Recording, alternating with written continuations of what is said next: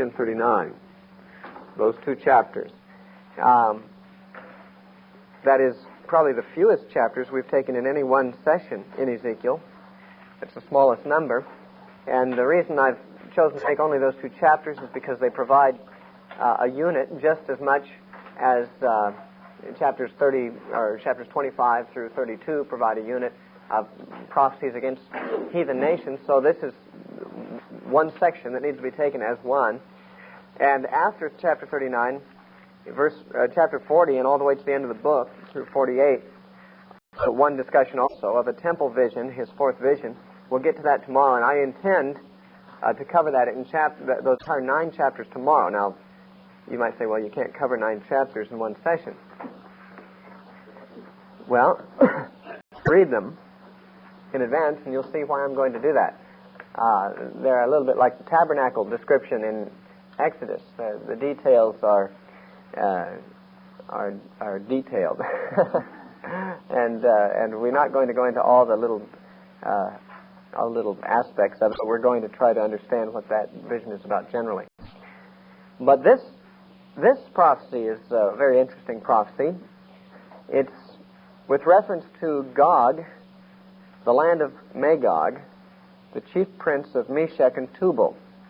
Now, the identity of this person or nation against whom this prophecy is uttered is disputable, and before we dispute who it is that it's talking about, we will read the passage, and chapters 38 and 39 of Ezekiel really contains 7 shorter oracles about Gog, and they all have to do, they unfold a picture of what is going to happen to Gog. Gog, it is said, will march against the land of unwalled villages, but will be destroyed by a judgment from God. Gog apparently is not must be a Gentile power that is in view here. Therefore, it would seem that this would fittingly belong to the earlier section of Ezekiel where he was talking prophecies against Gentile nations. But the reason it didn't belong in that section is because the setting of this is after restoration that has been described in the chapters we've just covered. In chapters 34 and 36 and 37, we saw prophecies of the restoration of Israel from their captivity and even looking forward to the church age. All the other Gentile nations that came under judgment that were prophesied against in chapters 25 through 32 came under judgment before that time, and this looks forward to a future thing. Now, I don't say it's future from our perspective, but future from Ezekiel's perspective in the takes place after the restoration and resurrection of the nation Israel, which took place, of course, after the end of the Babylonian captivity. The exact setting or fulfillment of these chapters, as I said, is questionable. I have some opinions. I'll share with you what the leading interpretations are, and then I'll, of course, share with you what I understand it to mean myself.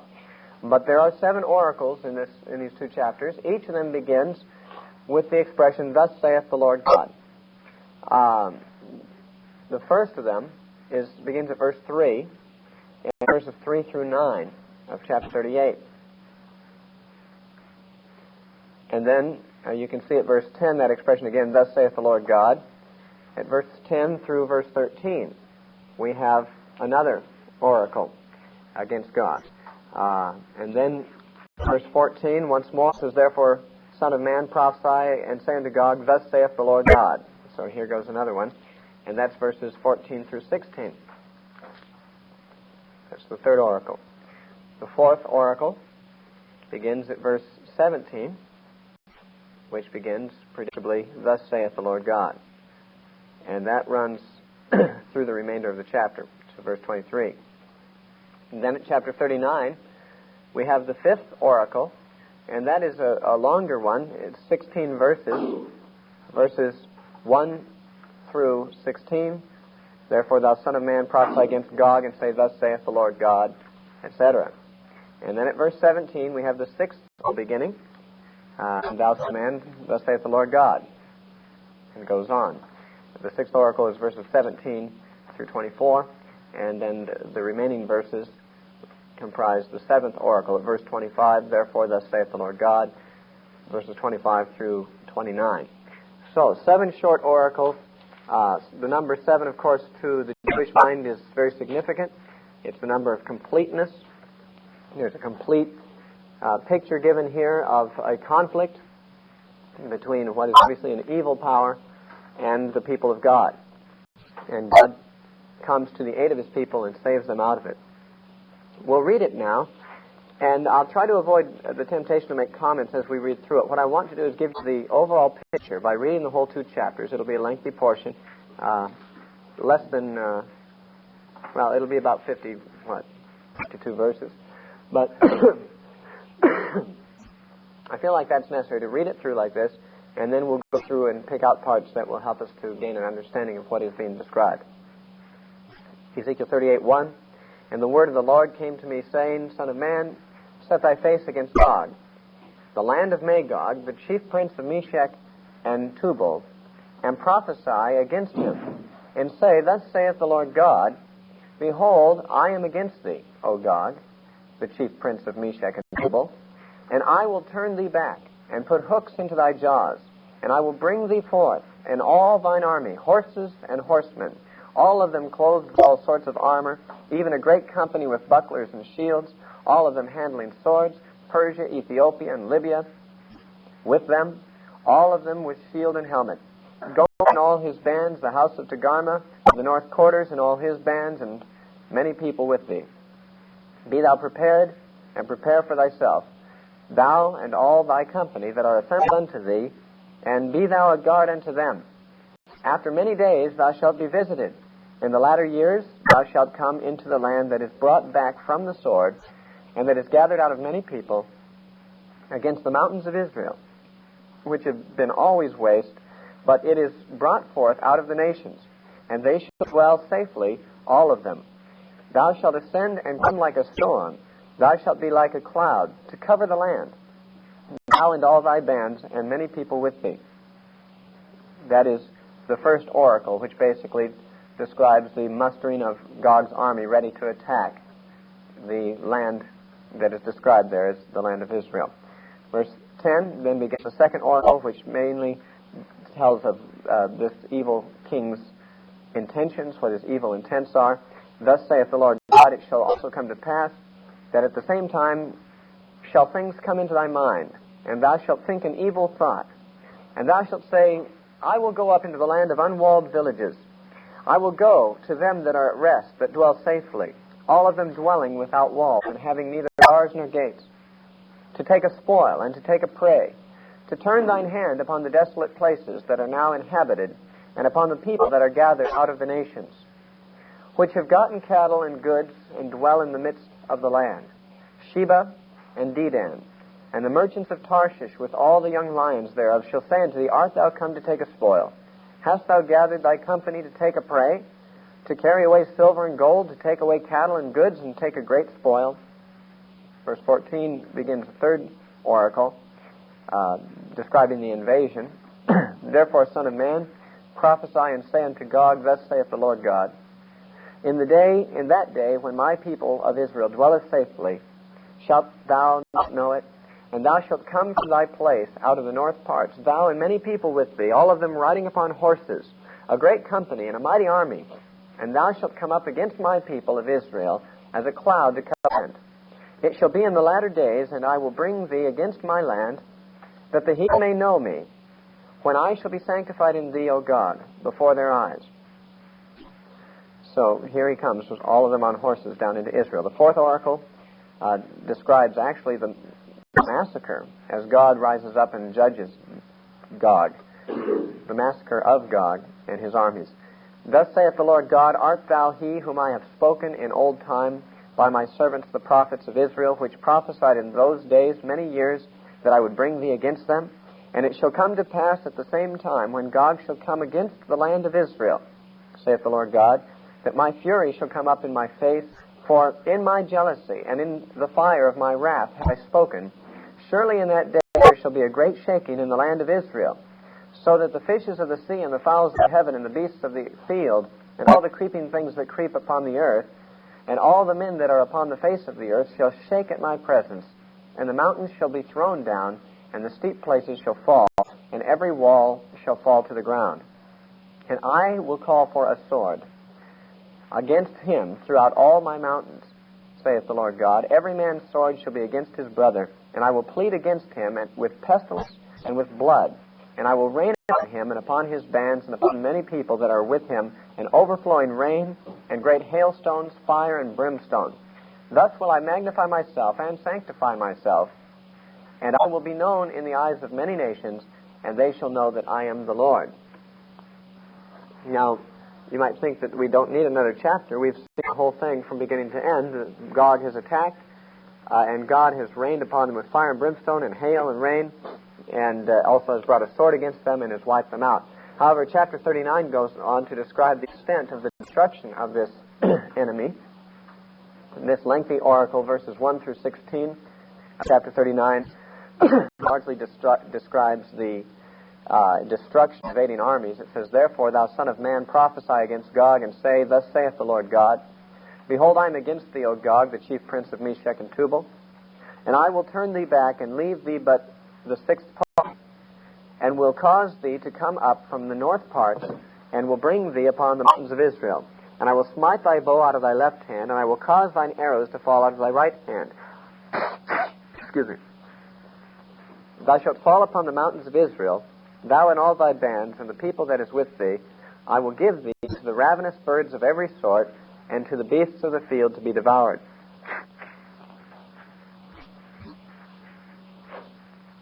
Thou shalt fall upon the open field, for I have spoken it, saith the Lord God. And I will send a fire on Magog, and among them that dwell carelessly in the isles, and they shall know that I am the Lord. So will I make my name known in the midst of my people Israel, and I will not let them pollute my holy name any more. And the heathen shall know that I am the Lord, the Holy One in Israel. Behold, it is come, and it is done, saith the Lord God. This is the day whereof I have spoken. And they that dwell in the cities of Israel shall go forth, and shall set on fire, and burn the weapons, both the shields and the bucklers, the bows and the arrows, the handstaves, the spears. They shall burn them with fire 7 years. So that they shall take no wood out of the field, neither cut down any out of the forests, for they shall burn the weapons with fire, and they shall spoil those that spoiled them, and rob those that robbed them, saith the Lord God. And it shall come to pass in that day that I will give unto Gog a place there of graves in Israel, the valley of the passengers on the east of the sea, and it shall stop the noses of the passengers, and there shall they bury Gog and all his multitude, and they shall call it the valley of Hamon-Gog, which means the multitude of Gog. And 7 months shall the house of Israel be burying of them, that they may cleanse the land. Yea, all the people of the land shall bury them, and it shall be to them a renown. The day that I shall be glorified, saith the Lord God. And they shall sever out men of continual employment, passing through the land, to bury with the passengers those that remain upon the face of the earth, to cleanse it. After the end of 7 months shall they search, and the passengers that pass through the land, when any seeth a man's bone, they shall set up a sign by it, till the buriers have buried it in the valley of Hamon-Gog. And also the name of the city shall be Hamona, which means the multitude. Thus shall they cleanse the land. Sixth oracle begins at verse 17.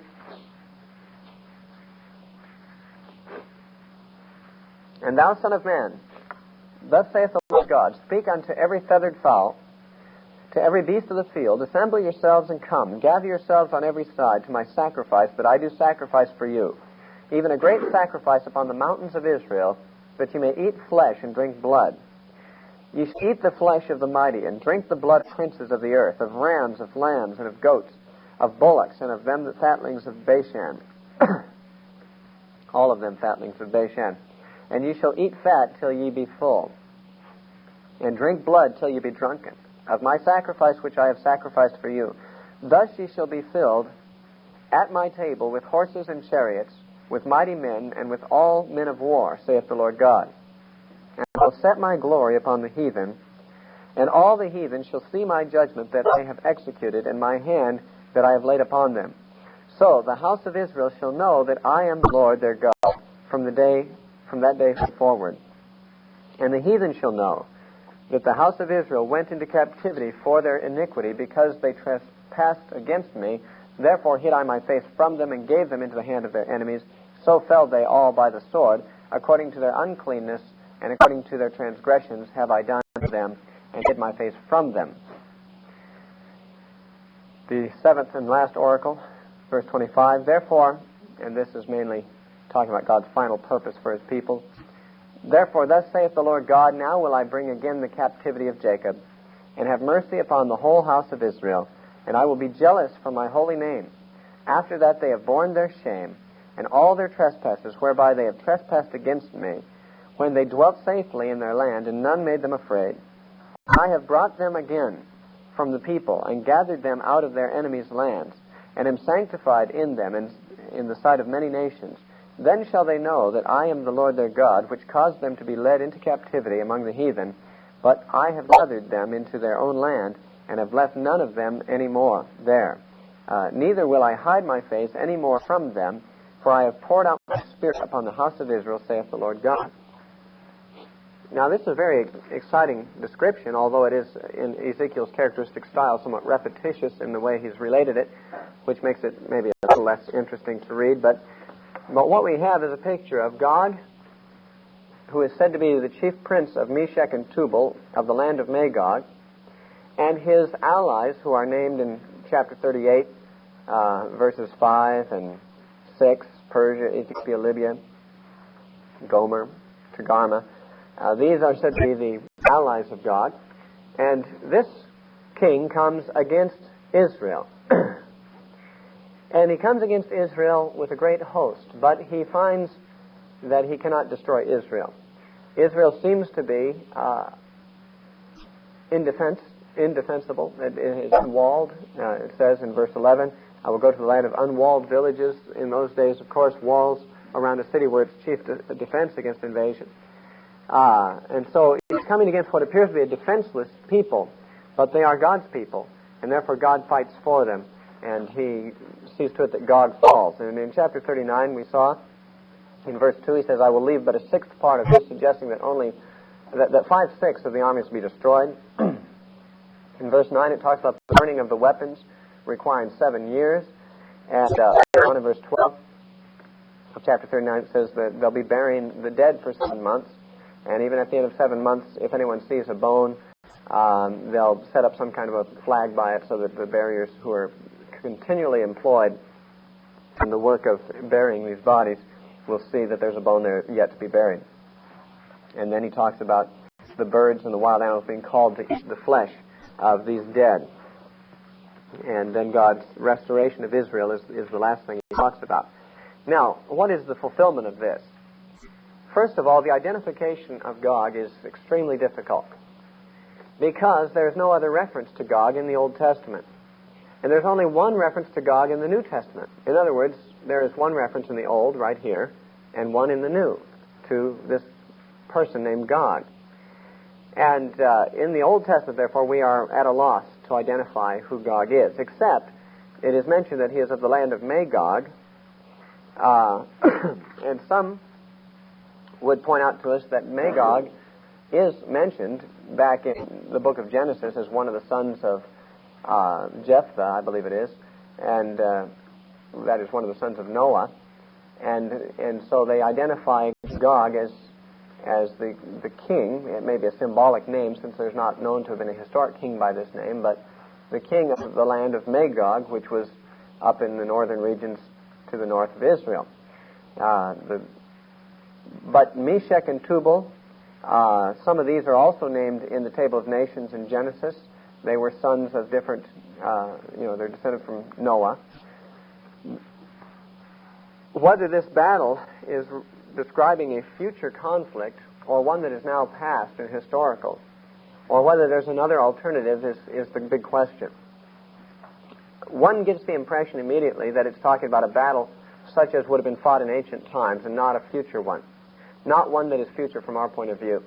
What are the indicators of that? Well, for one thing, all the soldiers are riding horses. They're all wearing armor. They have swords and shields and bucklers and spears and bows and arrows and things like that. The kinds of things that wars are not commonly fought with these days. Their weapons are burnished. They're wooden weapons, in other words. We're told repeatedly they're all riding horses. In chapter 38 and verse 13, it indicates that among the things they're hoping to obtain in this battle are, at the end of verse 13, it says, to take away cattle and goods and a great spoil. It's hard to imagine a serious major war in modern times being fought with the object of taking cattle from someone. I mean, can you imagine the Arabs invading Israel for that purpose, or Russia attacking anyone for the purpose of getting cattle? I mean, not that Russia doesn't need cattle, they need food, but it's hardly expected a serious major war would be fought over something like cows. And yet in ancient times, of course, cattle was the main wealth of a nation. Cattle and grain, the agricultural products were the main things that wars were fought over. Today it'd be probably over oil or something else like that. So factors give the impression that it's talking about a battle that was fought in ancient times. But if that is the case, it is nonetheless difficult to identify it. If this is an ancient battle, then we would have to say that the reference to fire and brimstone raining down out of heaven upon the armies of Gog would have to be taken somewhat figurative. And that's not out of line in the book of Ezekiel. A lot of his language is poetic. And we know that fire and brimstone and hail and rain, the things said to come down to destroy Gog in verse 22. In chapter 38, verse 22, it mentions these things. Those are typical symbols of judgment in the Bible. I mean, in Isaiah and in the other prophets, Joel and so forth, these kinds of things, fire and brimstone and hail, are seen as pictures of judgment from God. And that judgment may or may not always be fulfilled in a supernatural way. After all, if God judges a nation through a military conflict and another army destroys them, that could still be a judgment from God and symbolically described as fire and brimstone from heaven upon them.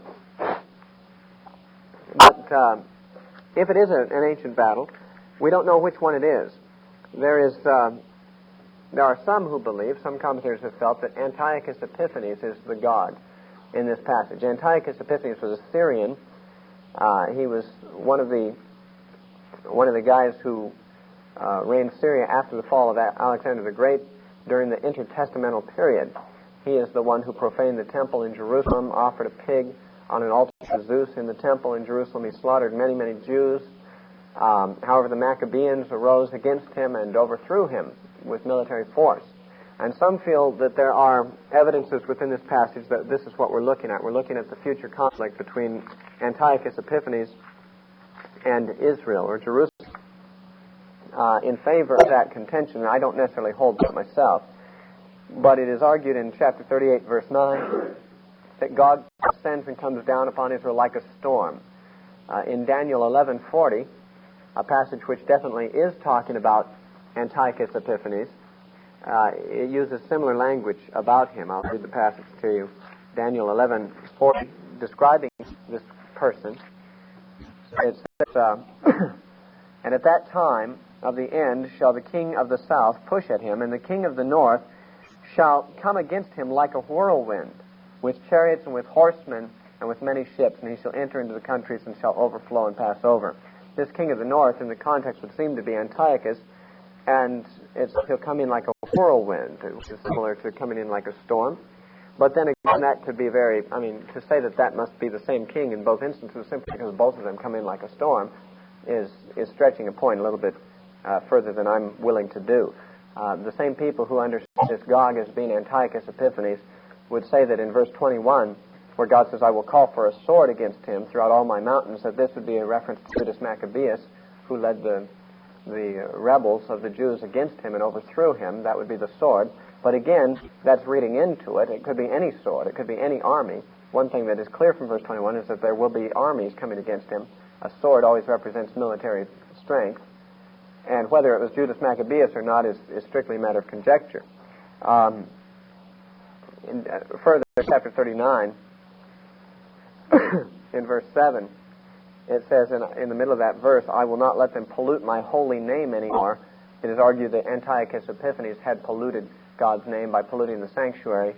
And so these little points are brought up to suggest that this is a picture of Antiochus Epiphanes. I suppose another thing brought in favor of it is the fact that this is considered to be obviously a significant conflict. This is not just one of the many skirmishes that occurred between Israel and other surrounding nations. This is treated as though it's a major thing. And certainly Antiochus' attacks on Israel were probably the worst that anyone did against Israel after the time of the Babylonian captivity. So that is, those are the arguments in favor of it being Antiochus Epiphanes. However, they're not, in my opinion, conclusive or even strong. And so while it may be a reference to him, I don't think we have a very strong reason to say that it is. It's also a possibility that it's symbolically a reference to Babylon. Now, we wouldn't have any more reasons to say that than to say it was Antiochus, except that Ezekiel, of course, the major thrust of his prophecies has been about Babylon, destroying Israel, but also about God restoring Israel from Babylon. And we would have to take this quite symbolically, obviously, to make it Babylon. But we could say this is couched among the prophecies of restoration from Babylon. And after all, at the end of this section, in chapter 39, he says in verse 25, "Therefore, thus saith the Lord God, now will I bring again the captivity of Jacob and have mercy upon the whole house of Israel," and so forth, which is the kind of language that he uses of them being returned from Babylon. And it could be a very figurative description of Gog, a symbolic name for Babylon, coming against Israel, having initial victory, as it would appear, for those 7 years, but then being judged by God. Of course, they were judged by the Persians, and eventually God restored his people. But that raises questions about all the details of the thing. I mean, certainly the war scenes could be literally seen as fulfilled in Babylon, and in which case, of course, the problem here is that Ezekiel's writing after the fact, because Babylon had already come against. In which case, we would have to say that the prophecy, if it's referring to Babylon, is not predicting what God will do, but rather predicting what will happen after Gog is judged. And that is, of course, the restoration of Israel from Babylon. Again, the arguments in favor of this don't seem entirely convincing to me. There is then the view that it is not talking about any battle that has taken place in the past, in history, and that it is referring to a future battle that will take place at the end of time.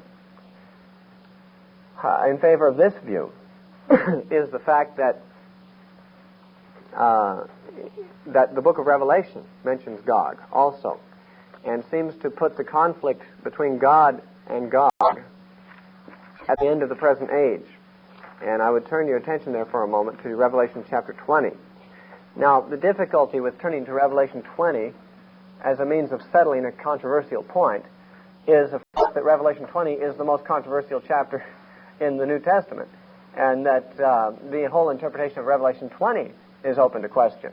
And you will find good Christians, all of them Bible scholars, who have 3 or more different interpretations of Revelation 20, so that obviously if we're going to use Revelation 20 to shed light, then our interpretation of that whole chapter is going to affect the way that we use an individual verse to shed light. But if you would look in Revelation 20, at the end of the 1,000 years where Satan is said to have been bound, it says in verse 7, "And when the 1,000 years are expired, Satan shall be loosed out of his prison, and shall go out to deceive the nations which are in the 4 quarters of the earth, Gog and Magog, to gather them together to battle, the number of whom is as the sand of the sea. And they went up on the breadth of the earth and compassed the camp of the saints." They surrounded the camp of the saints. Sounds like God in Ezekiel going up against the land of unwalled villages, Israel. And it says they compassed the camp of the saints about, and the beloved city, and fire came down from God out of heaven and devoured them. Now that sounds again like Ezekiel 38, because Ezekiel 38 makes reference in verse 22 to hailstones and fire and brimstone coming down upon them. So there's some clear parallels here. You've got a reference to Gog in Ezekiel 38 and 39, and one in Revelation 20, and these are the only 2 places in the Bible that mention him. You've got a battle. You've got an attack. Actually, you don't have a battle described in Revelation. You have an attack which is intended to bring about battle. But the result of it is fire coming down from heaven, destroying Gog and his forces, which is, of course, what we see also in Ezekiel. Now, upon this evidence, we might jump quickly to the conclusion that what Revelation is talking about is the same event as what Ezekiel 38 and 39 are talking about, and that may be. But before we come to that conclusion, let me point out there are a few differences. At least one is that Gog and Magog in Revelation 20 and verse 8 are treated as though those are two separate nations, whereas in Ezekiel, Gog is the name for the king of Magog. But maybe that's not the biggest problem in the world in interpretation. The whole point is, what is Revelation 20 talking about? Now, I don't have time to give all my reasons for my belief along these lines. I'll do that when we cover the book of Revelation, but I will say this, to make it very short. I would say that most, regardless of their interpretation of Revelation 20, would agree that this description in verse 8 of Revelation 20 is of something happening at the end of time. Some believe it's at the end of a future millennium. Others would identify the millennium as the present age, and they would say it's at the end of the present age. At any rate, it's still end. It's still future. It's still something that has not happened in ancient history. And so, if we are talking about the same thing here in Revelation as we are in Ezekiel, then we would be inclined to say it's a future thing. Now, in the case of Revelation chapter 20, the fire that came down from heaven, certainly not all would agree on this point, but my conviction is the fire that came down from heaven is a reference to the second coming of Christ. Now, that gives away right away whether I'm all-millennial or premillennial, but that won't surprise any of you anyway. But I believe the fire coming down from heaven is the second coming of Christ. In favor of this, I would point out a cross-reference in somewhat less obscure part of the Scriptures in 2 Thessalonians chapter 1.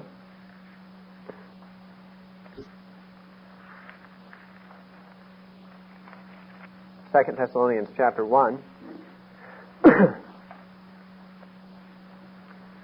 verses 6 through 9. It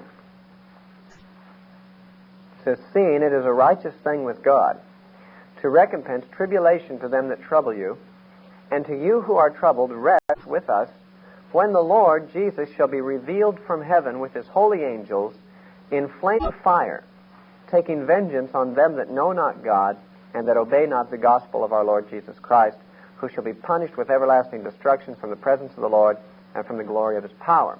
Now, this is clearly a reference to the second coming of Christ when he comes from heaven with his mighty angels. It says that is his second coming. It says there in verse 8, he will come in flaming fire, taking vengeance upon his enemies. So his coming is like fire from heaven, consuming his enemies. And so in Revelation 20, when these enemies who surround the beloved city are consumed, I believe it is the fire from heaven that Jesus is coming. Jesus comes in flaming fire and saves those in the city. Now, the second thing to consider in Revelation 20 is who is the city. There are those who would believe the city must be the natural city of Jerusalem in Israel today. And, of course, we'll talk about this in a moment when we get back to Ezekiel, but many believe that the description in Ezekiel is an attack on the natural city of Jerusalem. That will take place in the last days. And if we identify with what's happening in Revelation 20, I would differ with that. I don't believe the beloved city in Revelation 20 or in any part of Revelation is Jerusalem. Not the earthly Jerusalem anyway. And we can see that looking at chapter 21, where in verse 2 it says, "And I, John, saw the holy city, New Jerusalem, coming down from God out of heaven, prepared as a bride adorned for her husband."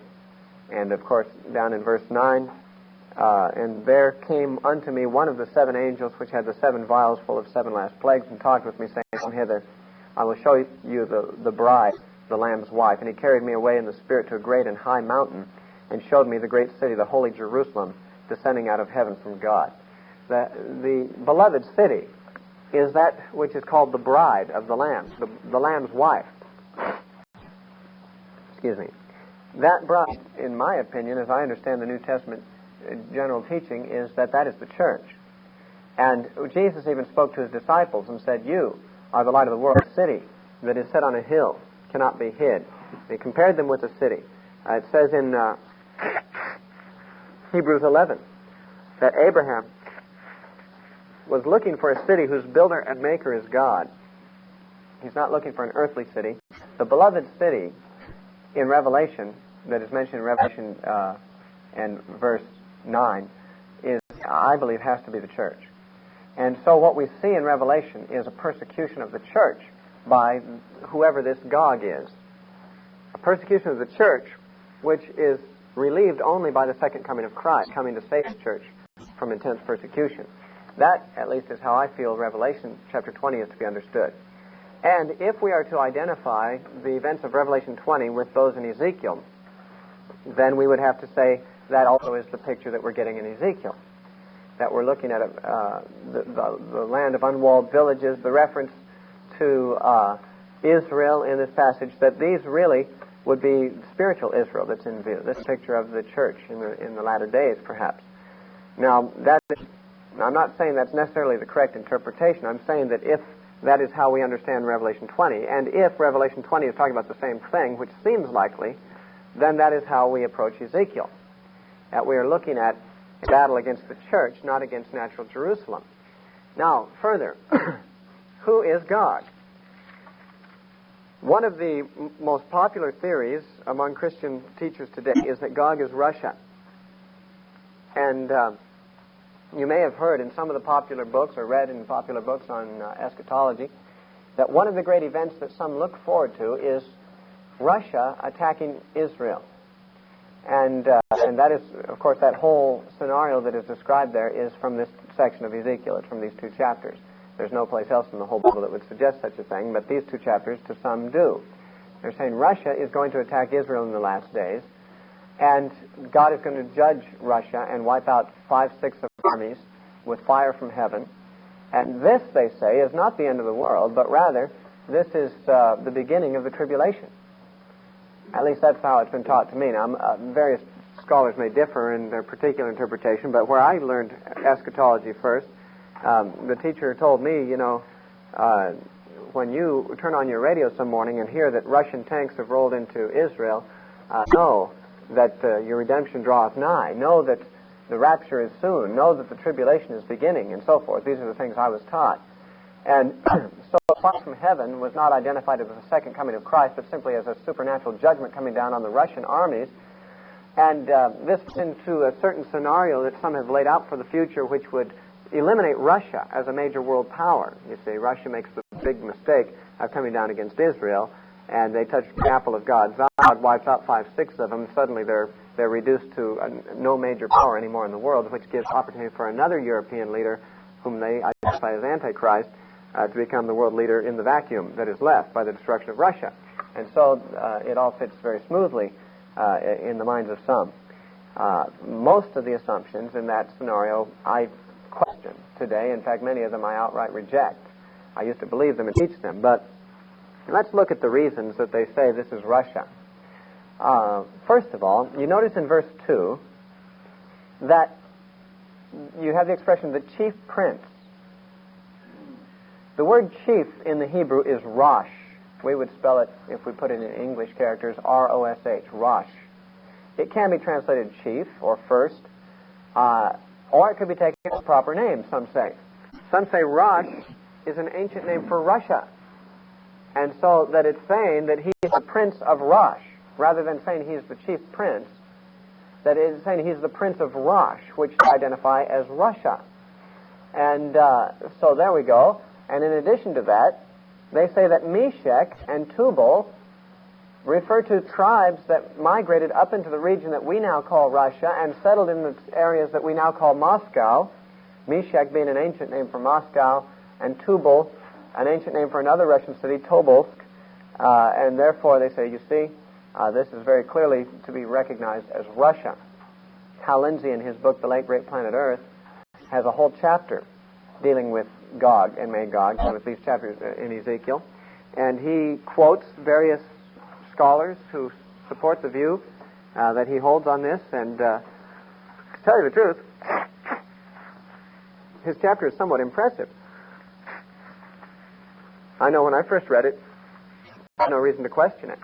It seemed to me very obvious from the evidence he presented that this is a reference to Russia.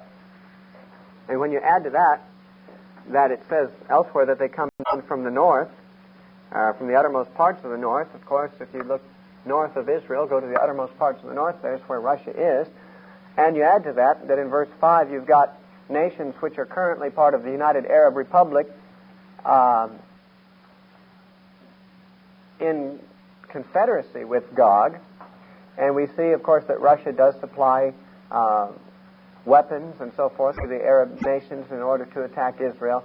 All these things are said to fit together as pieces of a great puzzle that describe a present and near future battle, where Russia, with his confederates, the Arabs, are going to come against Israel, and this great thing is going to happen. That is described here. And so that is the popularized view of these chapters. Question, of course, to ask is it true? And let me say this. I certainly could not prove that Gog does not refer to Russia, but there are some things that make me question or even doubt it. And I'll just share them with you, just to be open with you.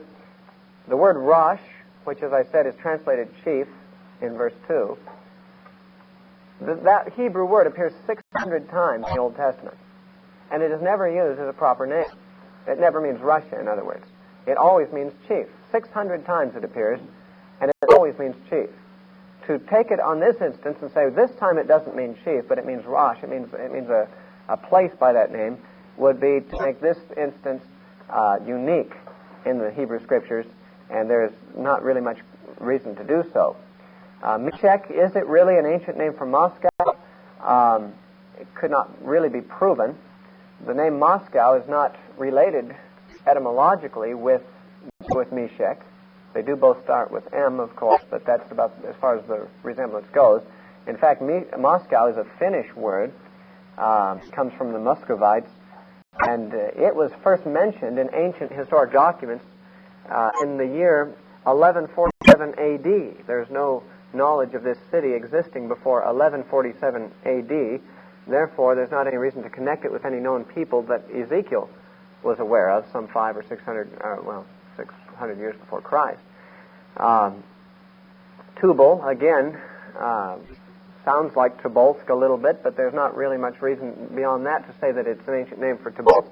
The fact of the matter is that city in Russia was founded in 1587 A.D.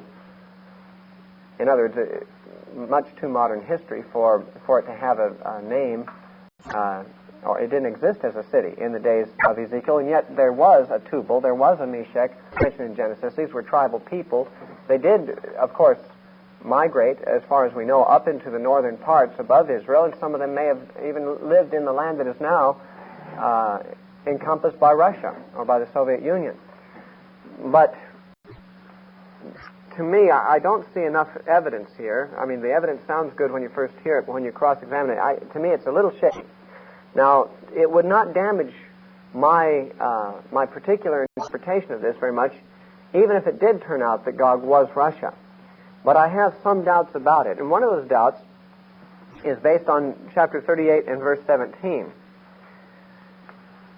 Chapter 38 and verse 17 says, "Thus saith the Lord God, art thou he," now speaking to Gog, "art thou he of whom I have spoken in old time, by my servants the prophets of Israel, which prophesied in those days many years that I would bring thee against them. And it should in any of the other prophets to suggest that they spoke about Russia. It is usually believed that this is the only passage in the Bible that speaks about Russia. And yet, Ezekiel indicates that the person of whom he is writing is spoken of elsewhere by former prophets. Now, this perhaps would give weight to the argument that this is talking about Babylon, because the other prophets spoke a great deal about Babylon, or possibly about Assyria, because the other prophets spoke a great deal about Assyria. He's saying that the prophets before him spoke about how God would bring God against Israel, or against God's people. And if this is a literal political nation coming against the literal Israel, then the only nation of that sort that the prophet spoke of would be apparently Assyria or Babylon, one of those nations like that. Certainly Russia isn't mentioned in any of the former prophets, and that causes a tremendous amount of doubt to arise in my mind as to whether God could be Russia. Now, is there another possibility? I've already said that I have a little difficulty seeing this as reference to Babylon, just because I mean, actually the setting in the book of Ezekiel is quite appropriate, that it could be talking about Babylon, simply because at the end of all this he talks about the restoration of the Jews from captivity because of the destruction of Gog, and it was the destruction of Babylon that released the Jews to go back from captivity. So an argument can be made for it. And certainly the prophets of old, before Ezekiel, had predicted that Babylon would come against Israel. So, I mean, these things do favor the interpretation that it could be Babylon that is being discussed here. On the other hand, we realize that in the book of Revelation, and it is entirely possible, Gog may have been identified with Babylon, but in the book of Revelation, Babylon is not literal Babylon. And Gog, therefore, might not be a literal Babylon either. Even if in Ezekiel's mind, let's just think for a moment, in Ezekiel's mind it is possible that Ezekiel was using Gog as a symbolic name for Babylon. All right. When we get to the book of Revelation, who is the enemy of the church? Gog. Does it have another name in the book of Revelation? Babylon. But not literal Babylon.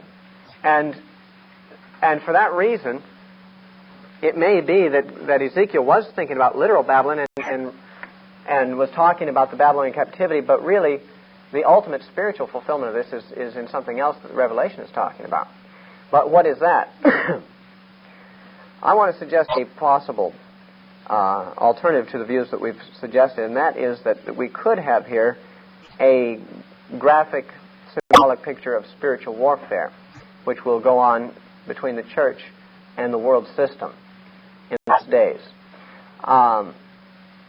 That the church appears defenseless, like a city of unwalled villages, to the world, to the kingdoms of this world, under Satan's dominion.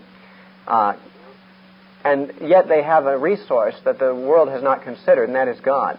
That is that Jesus is on our side. If you consider this as a possible scenario, then you go to Revelation 20, and you see at the end of this age, the nations of the world under Satan are deceived to come against the church, the beloved city. And the only thing that saves the church from destruction is fire from heaven, or, as according to the interpretation that I have, the second coming of Christ. That is to say that the days before the second coming of Christ will be times of intense persecution for the church. And the only relief that the church will find from it would be the second coming of Christ himself. Now, if this is correct, what do we make of the fact that the weapons are burned for 7 years and the bodies are buried for 7 months? Well, let me say this. What do we do with those statements under any of the other interpretations either? As far as historic battles are concerned, Babylon or Antiochus Epiphanes, it cannot be demonstrated that in history it took 7 years to burn the weapons or 7 months to bury the dead. Nor were any of them, well, I guess Antiochus Epiphanes were slaughtered in Israel for the most part, whereas the Babylonians were not. The Babylonians were slaughtered in Babylon and would not be buried in Israel. So you can't fit those references. I'm talking about chapter 9, verse 9, which talks about burning the weapons of war for 7 years. And verse 12, it says that they'll be burying the dead for 7 months. You can't give those a literal interpretation in terms of a historic battle in the past. And for that reason, of course, those who understand this to be Russia coming against Israel say, well, that's why we see Russia invading Israel before the tribulation, because there still needs to be 7 more years to burn these weapons before the end of the world.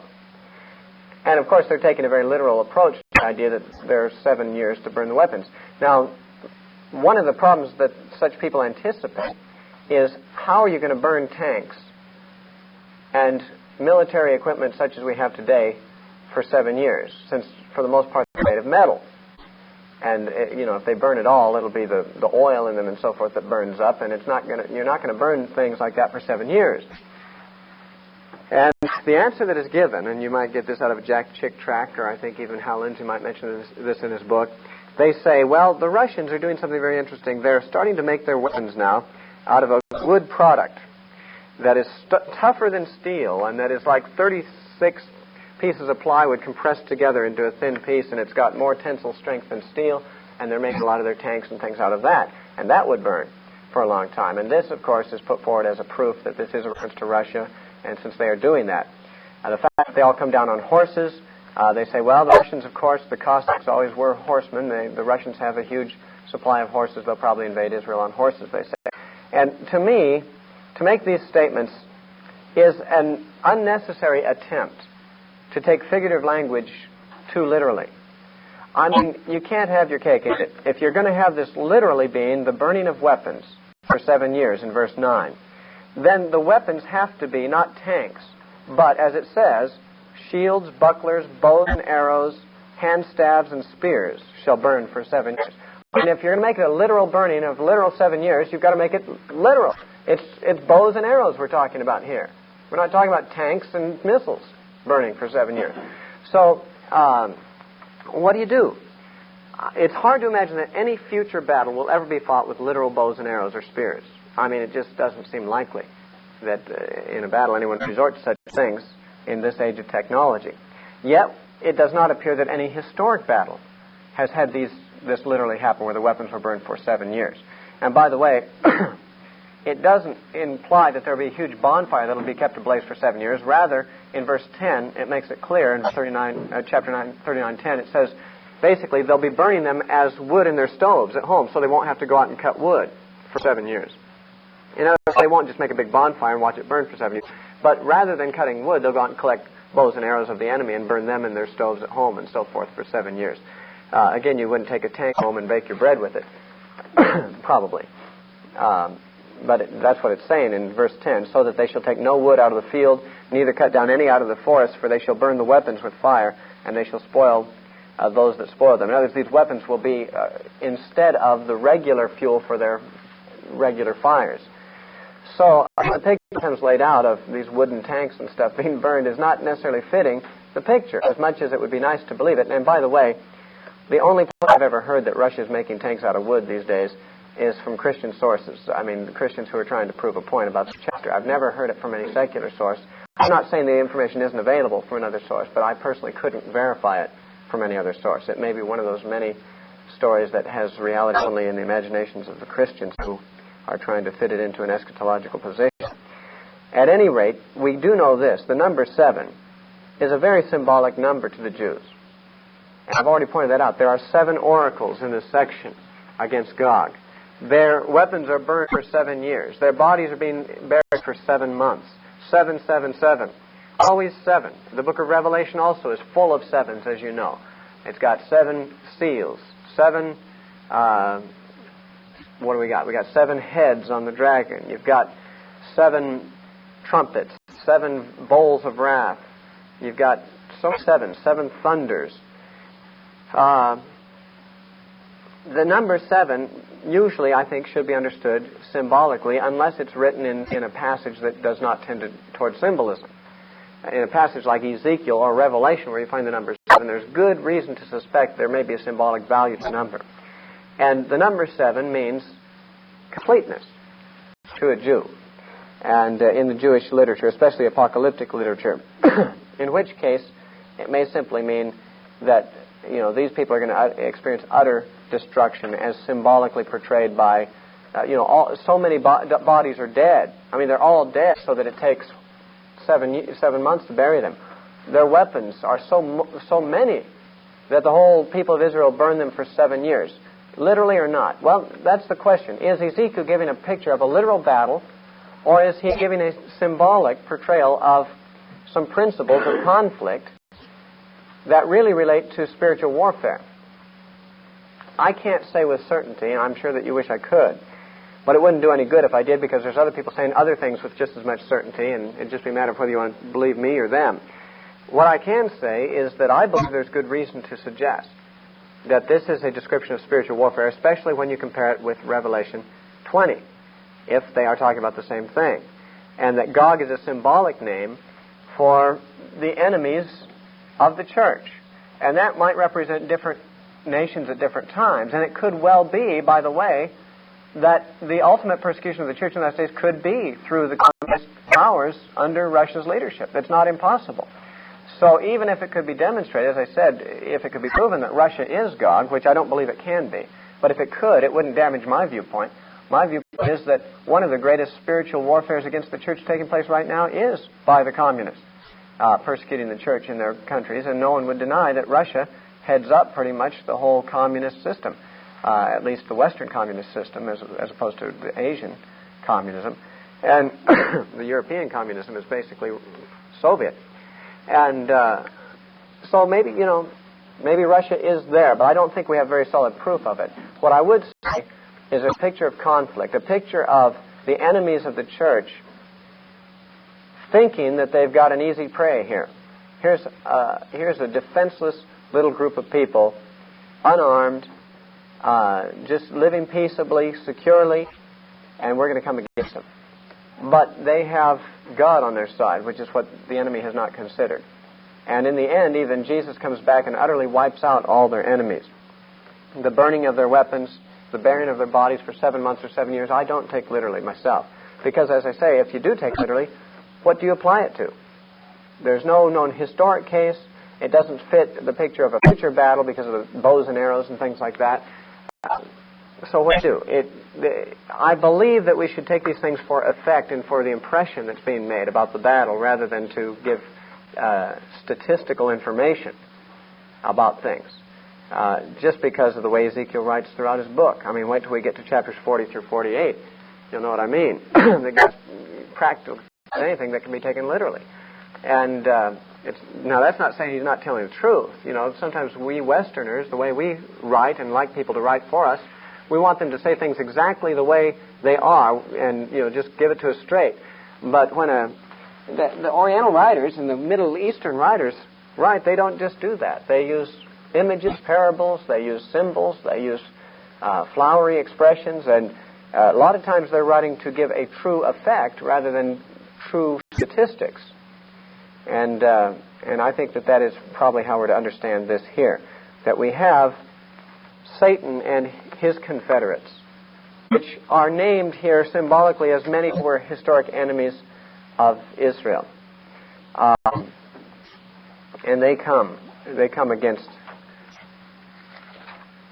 God, and they come against God's kingdom, and they are wiped out, ultimately by the second coming of Christ. Now let me show you one other thing in Revelation, and we'll be bringing this point out a little more when we get to the book of Revelation. But back to Revelation 20.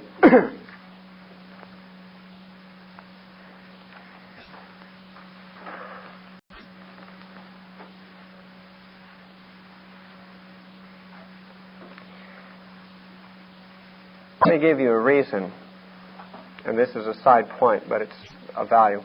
Let me give you a reason why I don't believe that Revelation 20 in verse 8 is describing something that happens after a future millennium and after Jesus comes back. You see, many people believe that when Jesus comes back, then this 1,000 years takes place, and then this happens. Well, we're distinctly after the 1,000 years, but what the 1,000 years is not clarified. But if the millennium is a time of peace, as is described, for instance, in Isaiah 2, which is usually thought of as a millennial passage. I don't think of it as a millennial passage, but those who believe such a thing do.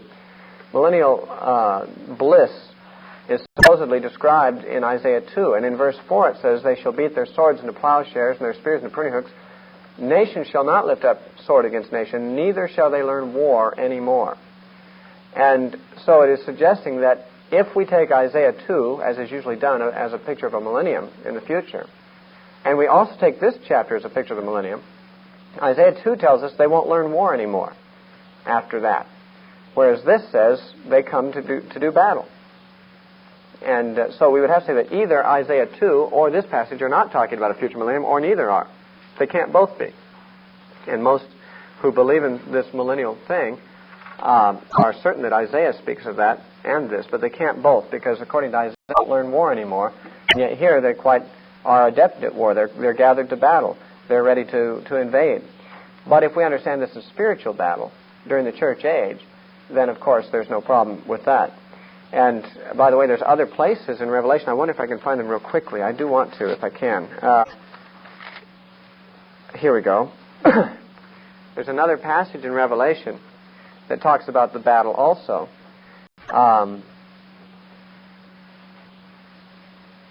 In Revelation chapter 16, on the sixth seal, the sixth vial is poured out upon the earth. It says in Revelation 16:12, "And the sixth angel poured out his vial upon the great river Euphrates, and the water thereof was dried up, and the way of the kings of the east might be prepared.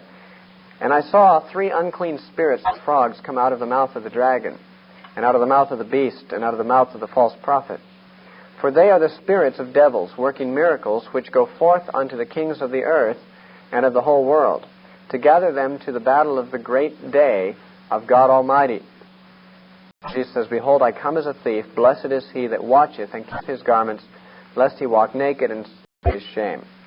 And he gathered them together into a place called, in Hebrew tongue, Armageddon. And the seventh angel poured out his vial into the air, and there came a great voice out of the temple of heaven from the throne, saying, It is done. And that was it. And so, this is, of course, the only place in the Bible that mentions Armageddon. Everyone, even unsaved people, know that word. Everyone in the world who's, at least who's been exposed to Christian language, knows what Armageddon refers to, right? It means the battle at the end of the world, right? Well, that's what is usually believed. I believe there's a parallel in this chapter with Revelation 20, and when we get to Revelation, I'll point out to you that there are 7 parallel sections in Revelation that parallel each other. In other words, you don't take Revelation chronologically as if one chapter necessarily chronologically follows the chapter before it. That can't happen. That doesn't work with Revelation. There are rather 7 parallel sections in Revelation, and each of them retell pretty much the same story in different terms, in different language. In this case, Revelation 16 is closing one of those sections, and so is Revelation 20. So it's not surprising to find Revelation 16 and Revelation 20 describing the same thing. In Revelation 20 we saw what? Satan is released from his prison. He goes out to deceive the nations and to draw them to battle against the city. What do we see here? 3 unclean spirits come out of the mouth of the dragon to do what? To go forth and deceive the nations of the whole world. Sounds a lot like Revelation 20. And gather them to the battle of the great day of God Almighty. Now this is the battle. This is the great day of God Almighty that they're gathering the people to. And what I'm saying here is that there's only one battle that Revelation is talking about, though it comes up again and again in the various parallel sections. And Revelation 20, which we've been considering, which has to do with Gog and Magog, is that battle. But what is that battle? Here it is identified with Armageddon. But what is Armageddon? That's the whole point. What is Armageddon? Is Revelation 20 talking about Armageddon? If it is, then is Ezekiel 38 and 39 talking about Armageddon? These points could be connected by a logical string. But the question is, what is Armageddon then? If the evidence is in favor, and I believe it is, that these battles all refer to spiritual battle, there's always demonic deception involved in these battles that are described here, then Armageddon itself has been improperly thought of for the most part, because we've thought of it as mainly a political battle, World War III, as people usually think of it. Where in fact, the battle in Revelation, I believe, from beginning to end of the book, is a spiritual battle. Yeah, I'm not sure that Revelation really describes any actual political wars. Of course, you might think it's a strange thing to hear, because you thought it was all about the future wars between Russia and between the common market countries, and China has her 200 million men there too, right? Well, popular views see in Revelation a whole bunch of political movements. The historic view of Revelation, and the one that I also hold, is that it's talking about spiritual realities. And it uses, of course, language of physical warfare from time to time to describe them. But it's talking about spiritual warfare. And it's always to do with the dragon versus the people of the Lamb. The Lamb's wife, in this case, the beloved city. But the dragon and the Lamb are in conflict throughout the book of Revelation. And since John draws from Ezekiel 38 and 39 in this description, there is at least a hint there that may be the very conflict that Ezekiel sees also in those chapters. Though the language of his chapters would incline us to believe he's talking about physical battle, yet again, some things in the chapters themselves make us think he can't be, because it does not appear to describe a literal battle of the past, and yet it doesn't seem like it could describe a literal battle of the future. What literal battle of the future is going to be done on horseback, coming to take cattle away from the enemy, coming against the enemy? They don't happen to have walls on their cities, as though that would matter today. You see, I mean, the battle in Ezekiel, if it's literal, has got to be an ancient battle. They've got spears, bows and arrows, horses, armor. That's not the way battles are going to be fought in the future. And so it doesn't seem like it could be a literal battle of the future. It does not seem to describe any known literal battle of the past. Therefore, we are left with the conclusion, at least I feel, that we're talking about a spiritual battle, and that it is the battle between Gog, who represents Satan and all his powers in the earth, against Israel, the spiritual Israel, the church, and culminating in the victory of the church through Christ's coming in flaming fire and devouring our enemies. Apart from that, I can give no insights into these chapters in Ezekiel, and so I won't prolong it. I've already repeated myself more than once, and so I'm going to close early here. I'm not going to try to drag it out to an hour and a half.